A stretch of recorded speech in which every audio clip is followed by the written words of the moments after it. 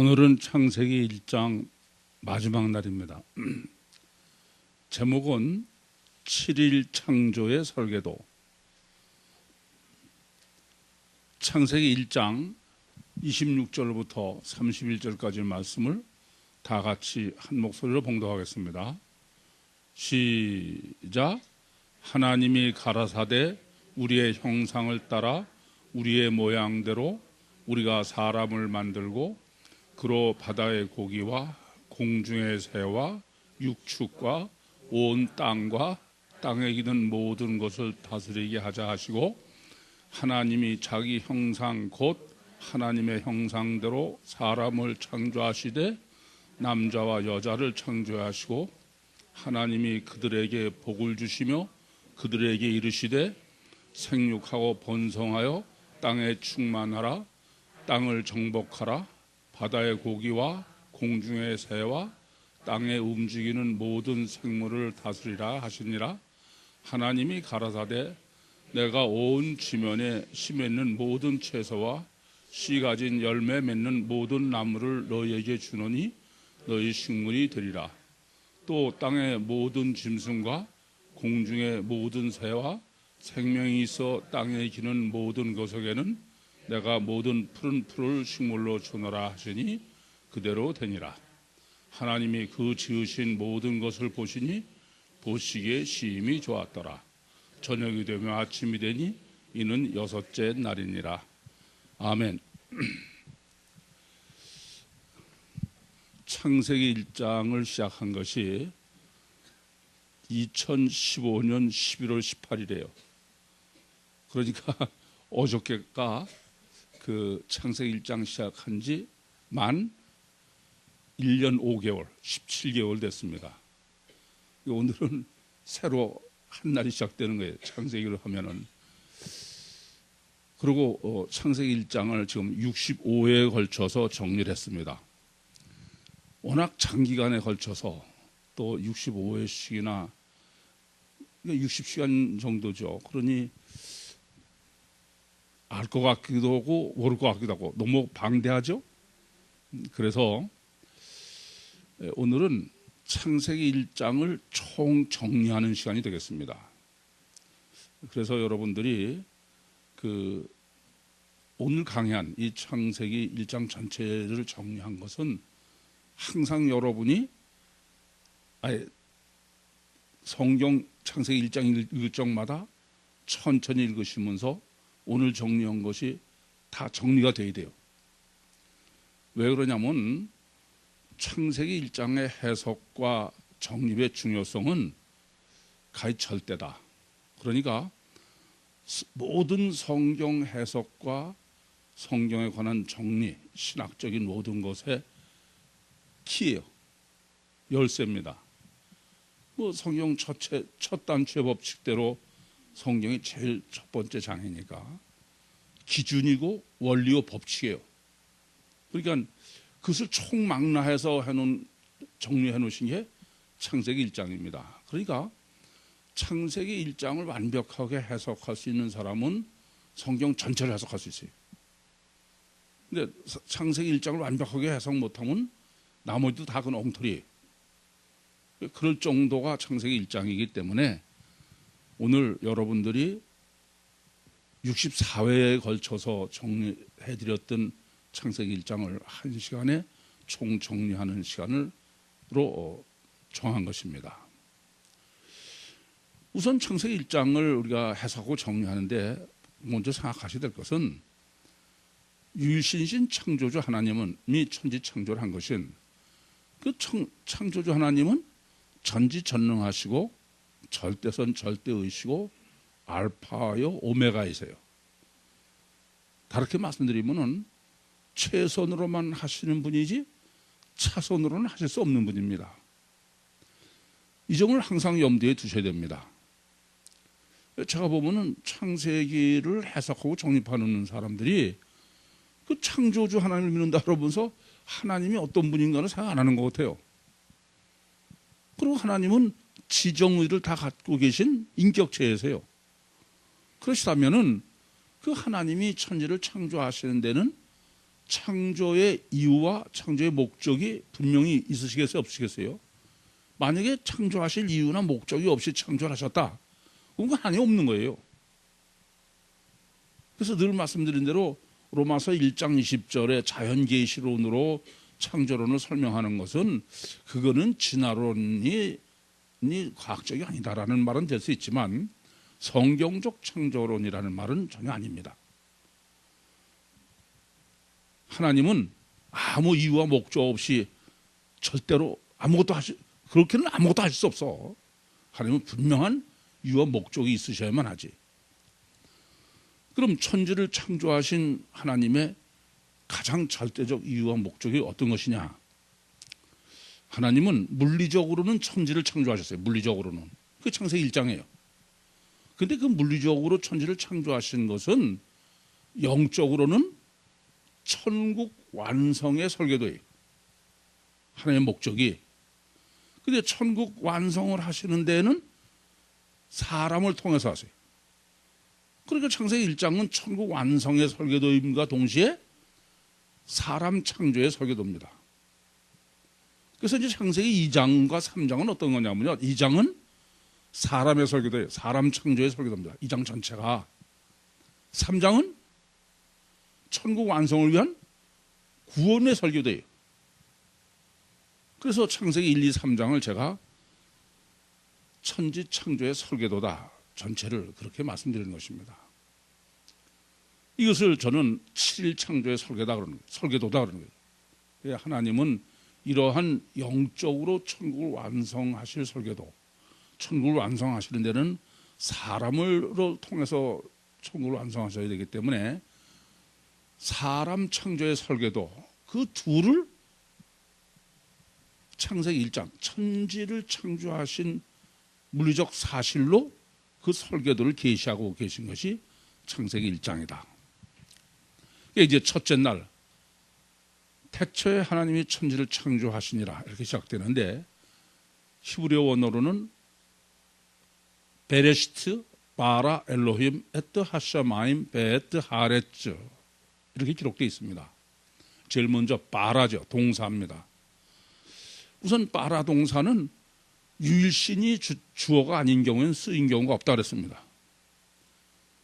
그래서 이 바라는 다른 나라 말로는 번역이 전혀 불가능한 거예요. 유일신이 있는 히브리어만 쓸 수 있는 단어다. 이 바라는 왜 이렇게 유일신에만 쓸 수 있냐면은 없음에서 있음, 무에서 유로 그게 바뀌는 거예요. 무슨 과정을 가지고 만드시거나 그런 얘기 아닙니다. 그런데 창세기 1장에는 세 군데가 바라가 써 있어요. 1절의 바라는 1절부터 18절까지의 대표입니다. 물질과 식물을 창조하신. 그리고 21절의 바라는 27절부터 25절까지 동물 창조, 혼 창조의 바라예요. 세 번째는 27절의 바라입니다. 그건 사람 창조의 바라요, 영 창조의 바라다. 두 번째는 쓰인 단어는 베레시트 바라 엘로힘입니다. 엘로힘이라는 히브리어는 원래 복수명사예요. 단수는 엘이고 엘로힘은 복수예요. 그러니까는 직역하면 신들, 하나님들이죠. 단수가 아닙니다. 그런데 이러한 엘로힘이라는 복수명사에 동사는 단수를 쓰는 거예요. 왜 그럴까? 우선은 그 하나님 엘로힘에 대해서는 호칭을 정립하는 문제는 절대다 그랬습니다. 하나님은 우리가 성경을 정립하고 이해하는데 절대적인 키로 주신 것이 하나님의 호칭이에요.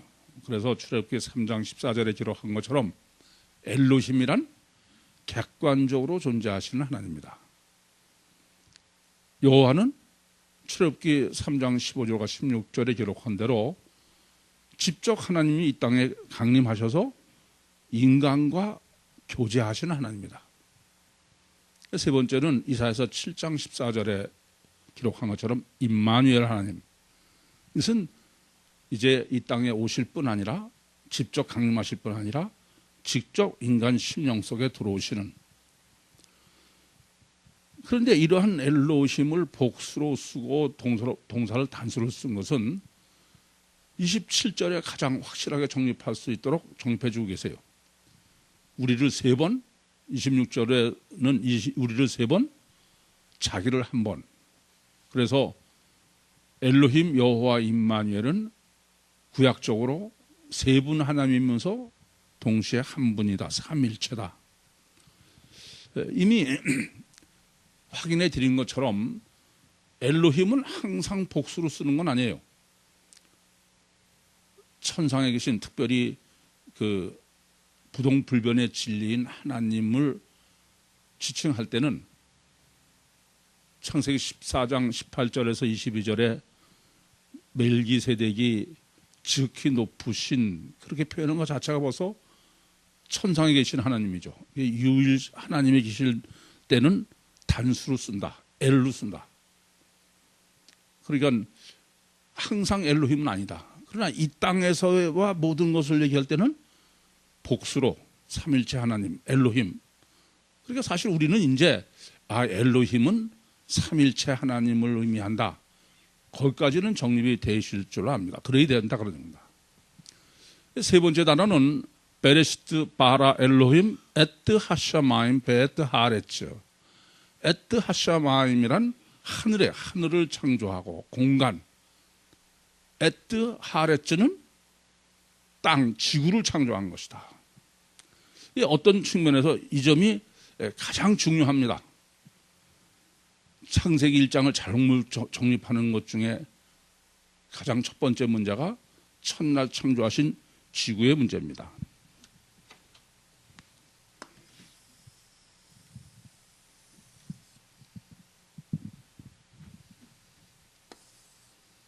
그러니까 첫째 날 하나님은 온 우주 만물을 창조하신 게 아니에요.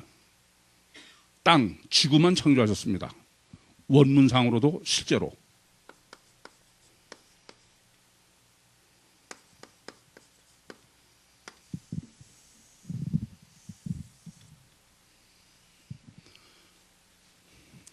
왜 이렇게 지구만 창조하셨을까?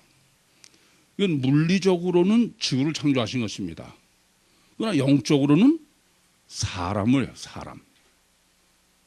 그러니까 사람을 실제로 계시하시기 위해서 아까도 말씀드렸죠? 지구로 사람을 계시하신 거예요. 그러니까 천지를 창조하신 하나님의 이유와 목적은 천국을 완성하시는 것이요. 천국을 완성하시는 데에는 사람 창조의 설계도다 그랬습니다. 그래서 창세기 1장은 그 두 면을 항상 염두에 두고 보셔야 바로 해석할 수 있어요. 이 점을 모르시면은 하나님께서 원어상으로도 틀림없이 하늘과 땅, 지구를 창조하신 건데 온 우주 만물을 해석을 하는 거예요. 온 우주 만물은 넷째 날에 창조하신 것인데 천체는. 그래서 무슨 개비론이니 이런 쓸데없는 얘기가 나오는 것입니다. 이건 첫째, 이렇게 성경이 물리적으로 쓰여 있는 것을 영적 의미와 목적을 몰라서 그래요. 그래서 첫째 날 하나님께서 하늘과 땅을 창조해 놓으시고도 당연히 원칙적으로는 당연히 1절이 끝났을 때 하나님께서는 하나님 보시기에 좋았더라가 있어야 돼요. 근데 이것은 그 자체가 계시하는 게 자연 자체가, 지구 자체가 아니고 사람이기 때문에 뭐 우리는 다 이미 끝까지 정리해서 아시는 대로 하나님은 사람을 발전태로 설계해 놓으셨어요. 그렇기 때문에 하나님 보시기에 좋을 수가 없습니다. 이게 1장에서 사람의 구원론과 관계된 부분은 전부 세 군데가 다 하나님 보시기에 좋았더라가 없다. 그 점을 바로 아셔야 되겠습니다. 그럼 왜 좋지 않느냐? 그 2절에요. 땅이 혼돈하고 공허하며 흑암이 깊음이 있다. 물리적으로는 실제로 창조해 주신 지구의 상태입니다. 근데 그것이 영적으로는 인간의 심령 상태예요. 그러니까 창세기 1장 1절에 지구가 계시하는 것은 사실은 인간의 심령, 어떤 심령이냐면 구원을 받아야 될 심령. 그러니까 심령 속이 혼돈과 공허와 흑암이다. 그리고 그럼에도 불구하고 하나님의 신이 수면에 운행하셨다. 그건 물리적으로는 혼돈과 공허와 흑암이 깊으면서요. 혼돈은 더군다나 무중력인데 그걸 하나님이 브루딩하고 계셨다는 얘기입니다. 하나님의 신이. 그것은 영적으로는 이렇게 인간이 심령이 혼돈하고 공허하고 흑암이 깊음에 있지만 그럼에도 불구하고 하나님은 이런 인간을 통해서 천국을 완성하시려고 사람을 창조하셨기 때문에 사람을 심령을 브루딩하고 계신 것이다. 그런 말이 되겠습니다. 그리고 3절에 하나님이 가라사대 빛이라 하시며 빛이 있었다 그랬습니다. 물리적으로는 이 빛은 광원이 기록되어 있지 않아요. 그 말은 광원은 우주 바깥에 있다는 의미죠. 이러한 물리적으로 우주 바깥에 광원이 있어서 이 지구에 빛을 비추고 있다는 얘기는 영적인 뭘 계시하려고 그러냐면 영적으로는 이렇게 하나님의 신은 성령은 우리 몸 밖에 계신 것이다. 그래서 이 3절과 4절에 빛을 창조하시고 이것을 한 번씩 좋았다라고 되어 있는데 이 빛은 다르게 말씀드리면은 2절에 땅이 혼돈하고 공허하며 흑암이 깊음에 있고 하나님의 신은 어디에? 그 위에 수면에 지구가 사람의 몸이란 몸 밖에 그것을 정확하게 다시 확인해 주시는 것이 3절에 우주 바깥에 광원이 있으면서 지구의 빛을 비추고 있는 것입니다. 그리고 이것은 넷째 날 빛을 창조하실 때까지의 임시다. 그래서 첫째 날 창조하신 이 땅, 지구는 상태가 혼돈하고 공허하고 흑암이 깊음에 있고 그리고 빛 A를 창조하셨다.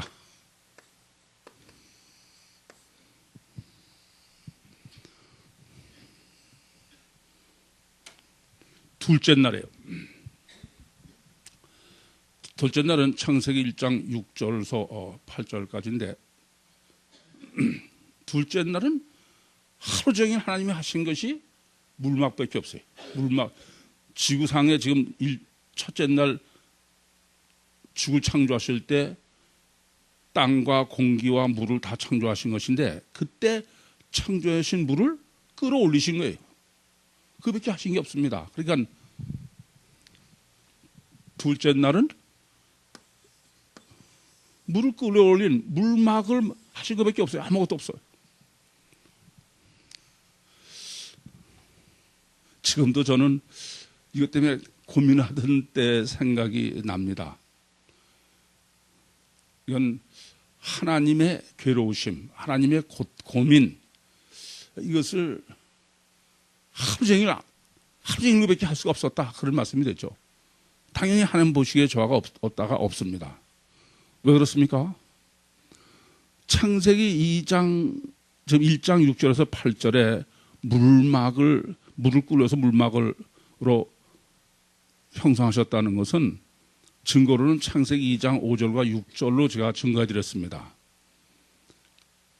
물막 속에 지구가 있기 때문에 지구 전체는 물막이라는 온실 속에 있어서 그래서 비도 오지 않고 구름도 없고 안개만 땅에서 올라와서 온 지면을 적셨다. 그게 증거예요.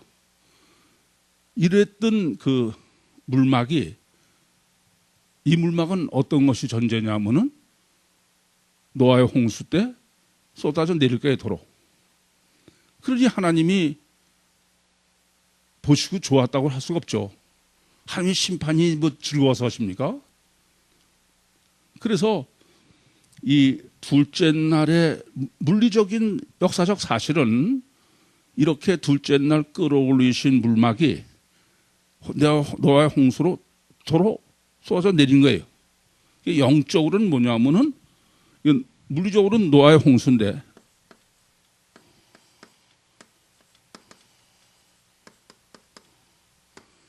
이건 영적으로는 심판이에요. 그렇죠?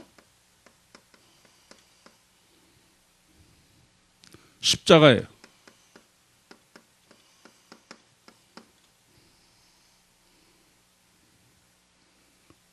자기 부인입니다. 침례예요.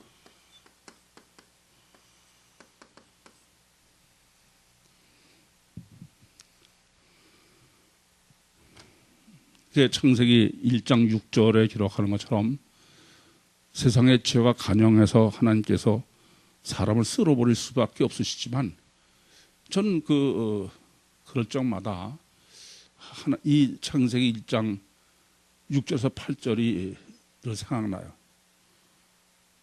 전능하신 분이 이건 엄밀하게는 창조도 아니잖아요. 하루 종일 이거밖에 하시지 않았다. 이것은 또 말씀드리지만은 하나님께서 천지를 창조하신 것은 천국 완성의 설계도요. 그 천국 완성을 위해서 사람을 창조하신 사람의 창조의 설계도다. 그걸 모르면은 창세기 1장 해석은 전혀 불가능합니다. 셋째 날은 이제 창세기 1장 9절부터 10절인데 천하의 무리들이 한 곳으로 모여라. 중력을 창조하셨습니다. 그러니까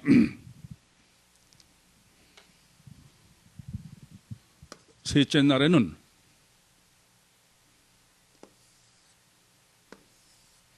첫째는 중력을 창조하셨죠.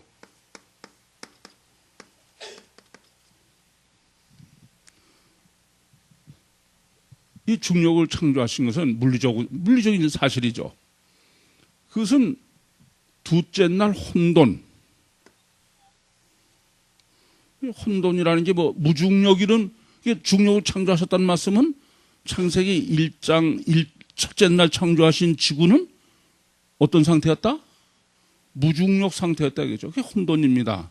그래서 하나님이 부르짖 하셔야만 되는 것이죠. 이 지금 혼돈이 지금 물리적으로는 질서가 된 거예요.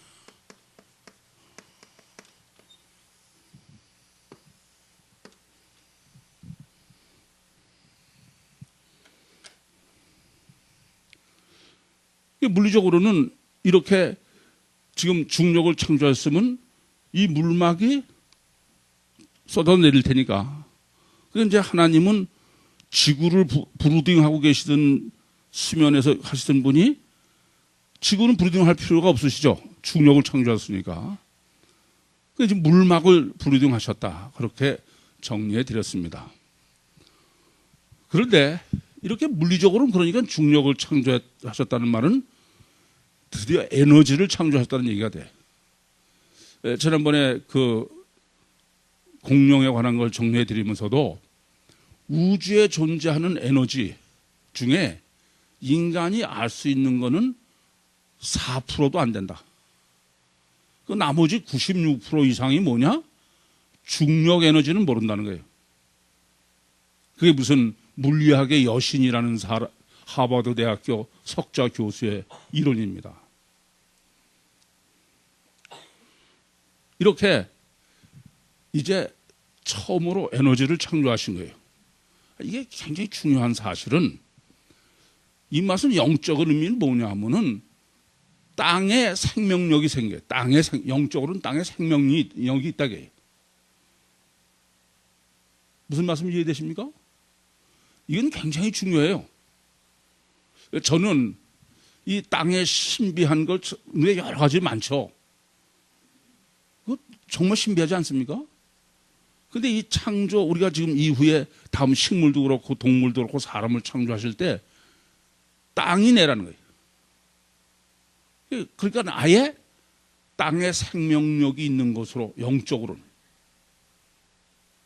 그래서 육체와 생명력은 분별해서 확인이 불가능한 거예요. 그건 정리해 드렸죠?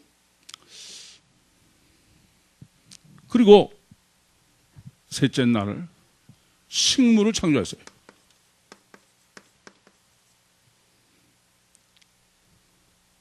식물은 당연히 생명이죠. 중요한 것은 식물이 생명, 물질에 생명이 있는 것이 식물인데 아예 그 생명력, 에너지는 무중력에서 중력을 창조하실 땅이 갖고 있는 거로 영적으로 해놓으셨어요. 그리고 땅이 식물을 내라 그러니까 식물은 생명이 그냥 있는 거예요. 그래서 그것은 지구가 있지만 지구에 생명력이 없으면 그건 빈 거죠. 공허한 겁니다. 그것이 생명으로 바뀐다. 그러니까 이것은 계속 말씀드리지만 구원의 설계돼요. 구원을 지금 실제성을 설계해 놓으시고 계신 거예요. 그러니까 천국 완성은 구원의 설계도요. 그러기 위해서는 사람의 설계도, 창조의 설계도. 그러니까 창세기 1장은 항상 둘을 같이 생각하셔야 돼요. 같이 봐야 돼요. 천국 완성의 설계도와 사람 창조의 설계도를. 그러시면서 이 지금 그 식물 창조는 또 하나는 이렇게 땅에다가 에너지, 생명, 중력을 창조해 놓으시고서는 땅이 식물을 내라니까 식물을 낸 거예요. 그것은 바로 조금 전에도 자체가 공허, 생명력이 없던 게 생명이 있는 것과 동시에 또 하나는 영적으로는 육체 우선이다.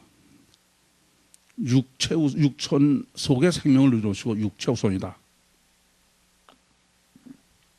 그 점을 정리해 드렸습니다. 그러시면서 식물은 종류대로 내라는 거예요. 맨델의 유전의 법칙에 이래야 맞는 얘기죠. 다윈의 종의 기호는 그건 절대 과학적으로 불가능한 얘기입니다. 그리고 이제 넷째 날 천체를 창조했어요. 천체.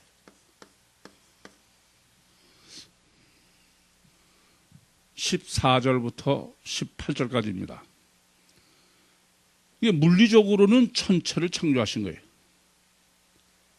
그런데 물리적으로는 먼저 지구를 창조하셨죠. 성경의 창조로는 그렇지 않습니까? 그 다음에 천체를 창조하신 것이에요. 그렇기 때문에 14절부터 18절에는 온 우주의 중심이 어디예요? 지구예요. 태양이 중심이고 지구가 태양의 주위를 돌고 있으니까는 지구가 태양계가 아니야. 성경적으로는 지구가 중심이다. 그리고 그 천체의 역사하는 주체는 뭐예요? 빛, 에너지, 빛이에요. 그게 사람이 아는 4%에 해당되는 에너지일 거예요. 어쨌든 그것은 빛이다. 그러니까 지금 그 물리적으로는 넷째 날 천체를 창조하시고, 그리고 그때 이제 그 천체를 창조하시지만 이미 먼저 창조해 놓으신 지구, 여전히 유구선이죠. 지구가 천체의 중심이고, 그리고 천체 안에서의 역사는 빛이다.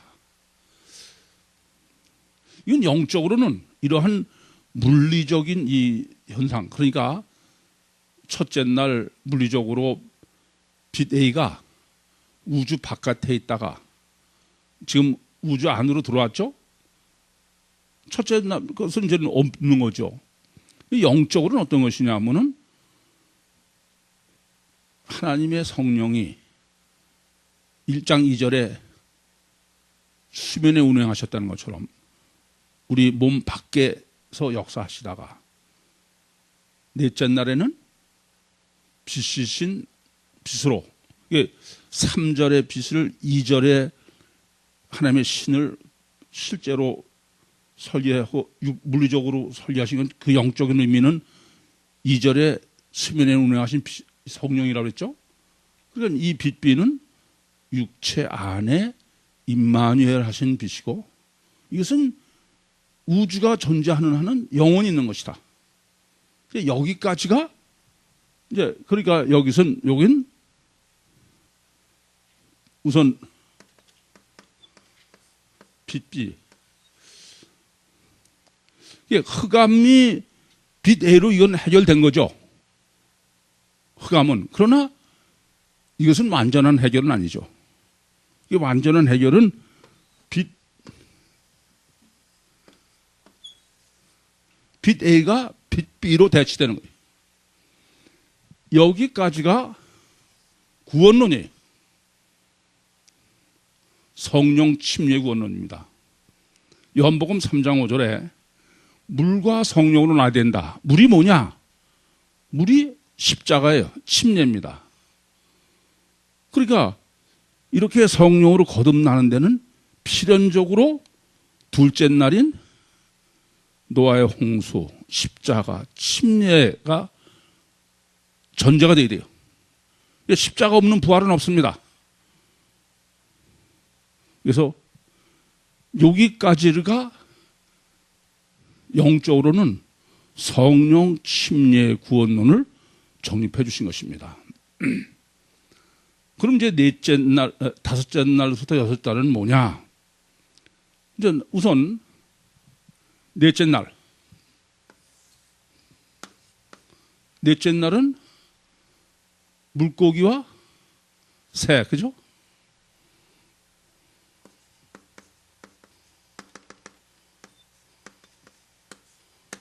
물고기와 새를 창조하셨어요. 동물이죠. 이게 우선은 정리하셔야 될 것은 이 빠라동사를 좀 생각해야 돼요. 이미 말씀드린 대로 1절의 빠라동사는 어디까지예요? 1장 18절까지입니다. 물질 6이죠. 그리고 21절의 빠라동사는 20절부터 사람이 포함된 26절까지예요.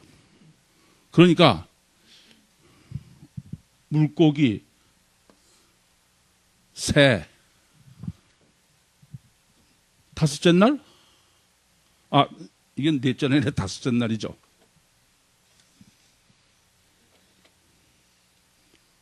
다섯째 날이고 여섯째 날은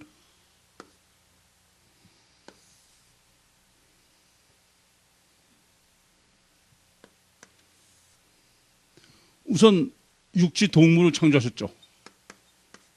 그리고 사람을 창조하신 거예요. 그런데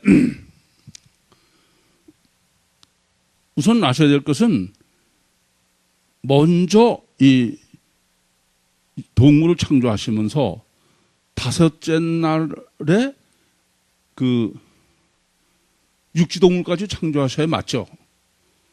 왜냐하면 이번에 바라는 이제는 영이니까. 그런데 하나님께서는 여섯째 날에 사람과 동물을 하신 거예요. 그러니까 이것은 하나님의 창조 순서로는 물리적으로 그대로죠. 그런데 이건 영적으로는 왜 그러냐? 영적으로는 두 가지 생각하셔야 된다. 하나는 육우선. 지금까지도 마찬가지지만 우선은 여기까지 한 것은 육우선, 육체 우선이고 이것은 저기까지는 지금 물질인데 이건 뭐예요? 혼을 창조, 혼. 사람까지 포함된 거예요, 이게. 그러느라고 동물을 다섯째 날까지 연장해 놓으셨다. 동물을 혼을 창조하시면서도 각 종류대로, 이것은 멘델의 유전의 법칙에 일치되지 종의 기원인 다윈의 법칙은 맞지 않는다 그랬습니다. 그래서 이제 마지막으로 사람을 창조하신 거예요. 근데 이 사람을 창조하실 때에 빠라동사가 문제됐다 그랬어요. 근데 먼저 사람을 창조하신 엘로힘의 문제예요. 이미 1절에 지금 엘로힘을 정립해 드리면서 엘로힘은 복수명사가 원래는 신들인데 동사는 단수를 쓴다 그랬어요. 그것이 가장 명확하게 정립해 준 데가 아마 제가 볼 때 성경 전체 중에도 창세기 1장 27절이 26절과 27절이 아닌가 그렇게 생각해요. 왜냐하면 유일신을 지금 말씀하시면서 26절 이제 다시 보겠습니다. 하나님이 가라사대, 하나님 엘로힘입니다. 이건 유일신이에요. 우리의 형상을 따라 우리의 모양대로 이게 우리를 3번 쓰신 거예요. 그리고 27절에는 자기를 한 번 쓰셨습니다. 이것은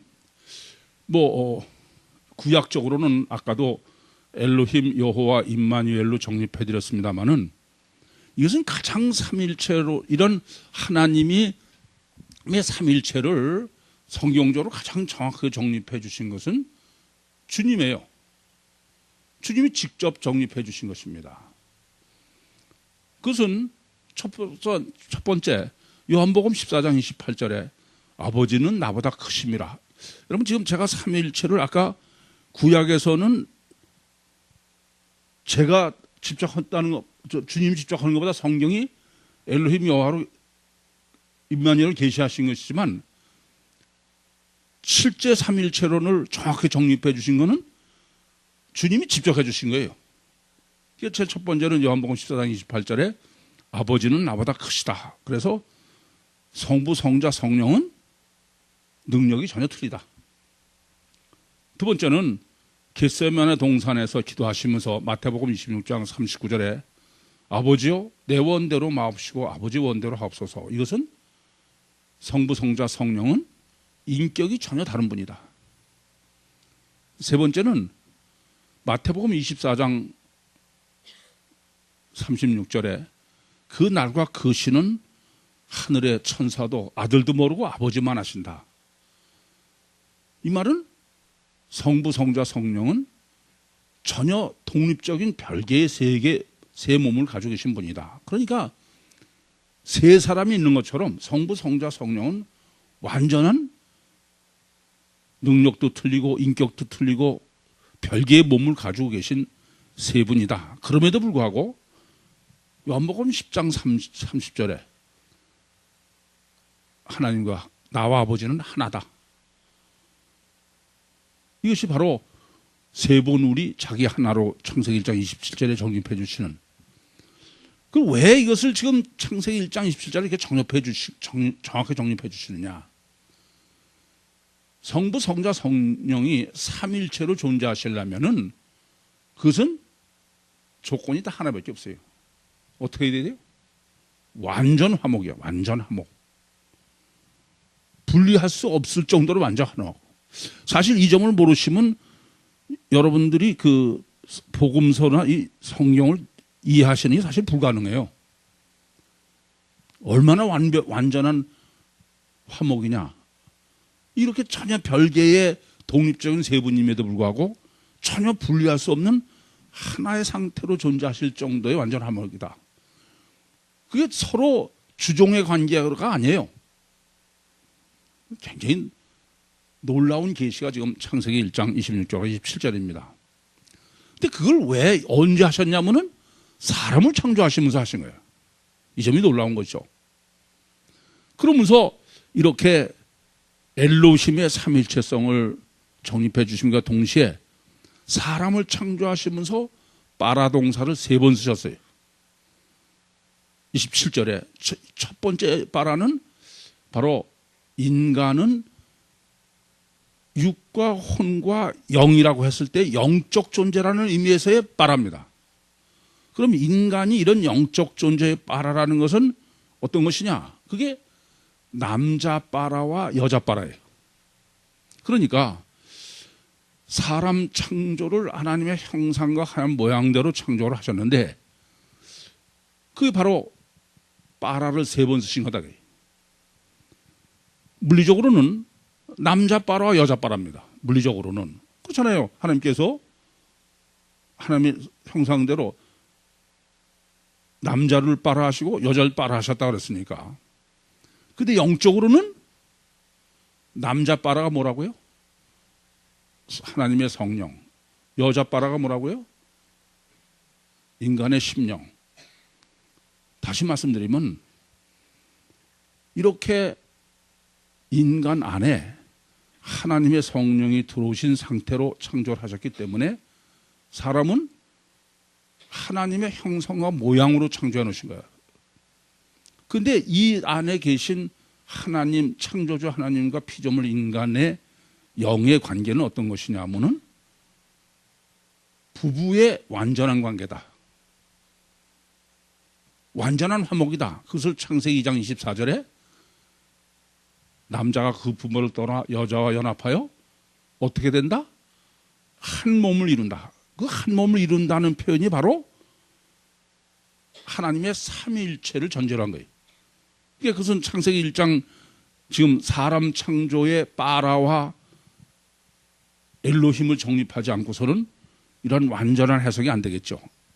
다시 말씀드리면은 사람을 하나님의 형상대로 창조하신 것은 바로 하나님의 영과 인간의 영이 화목 관계로만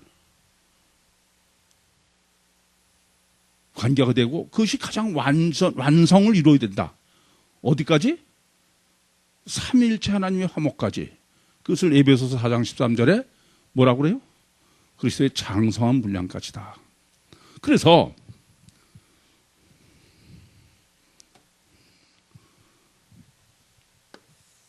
여기까지는 지금까지 정리해 드린 것처럼 이거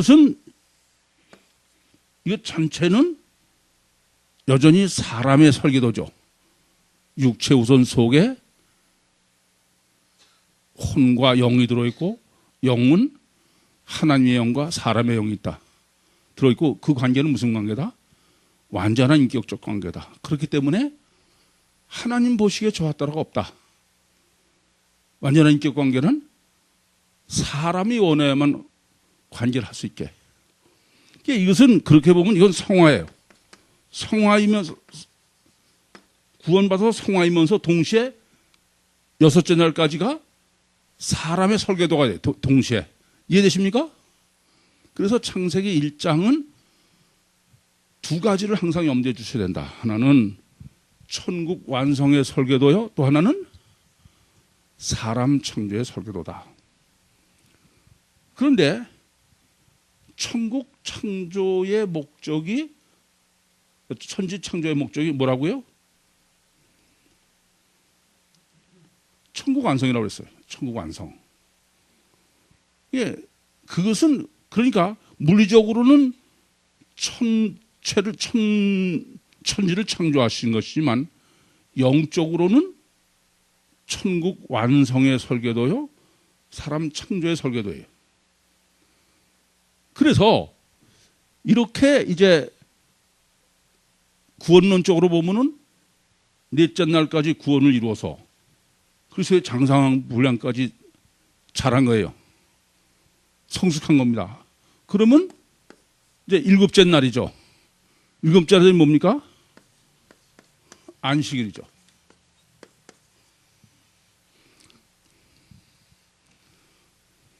이건 이제 다음 시간에 정립할 문제입니다만은 안식일은 어떤 날이냐? 물리적으로는 제7일이에요. 그렇죠? 그렇지 않습니까? 영적으로는요? 천국이에요. 그러니까 이 안식일을 해석할 때 대단히 중요한 겁니다. 물론 창세기 1장도 여전히 마찬가지예요. 물리적으로만 생각하는 자유신학자는 창세기 1장 해석이 전혀 불가능해요. 영적으로만 생각하는 사람들은 창세기 1장은 구원론이나 오히려 사람 창조의 설계도는 읽을 수가 없습니다. 그러니까 제가 늘 하나님의 성경 기록의 원리는 6은 6으로 기록하고 0을 뭐로 기록했어요? 0도 6으로 기록했다. 이 두 법칙을 생각하시면은 6일 창조는 하나님의 천국 완성의 설계도이면서 동시에 천국 완성은 뭐로만? 사람으로 통해서 하시기 때문에 사람 창조의 설계도다. 그리고 그 목적은 제7일에 있다.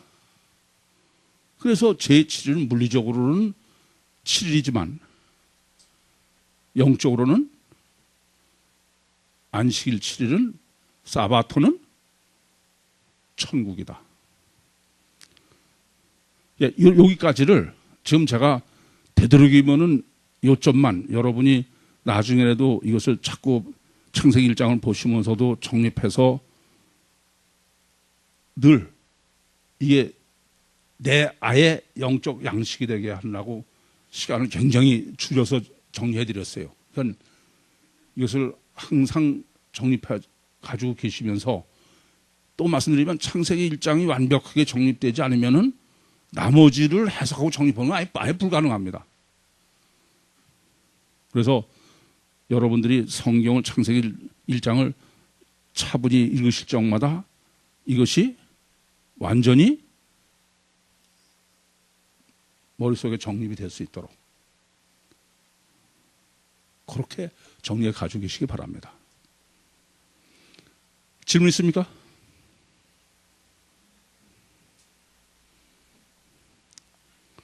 한 줌에 아주 산뜻하게 정립이 됐습니까? 이건 그렇지 않으면 65회에 걸친 거를 어떻게 해? 이건 요걸 뼈다구를 딱 가지고 계시면서 강론도 정립하셔야 돼. 이것으로 창세기 1장 대단원의 강의 내리겠습니다. 마치겠습니다.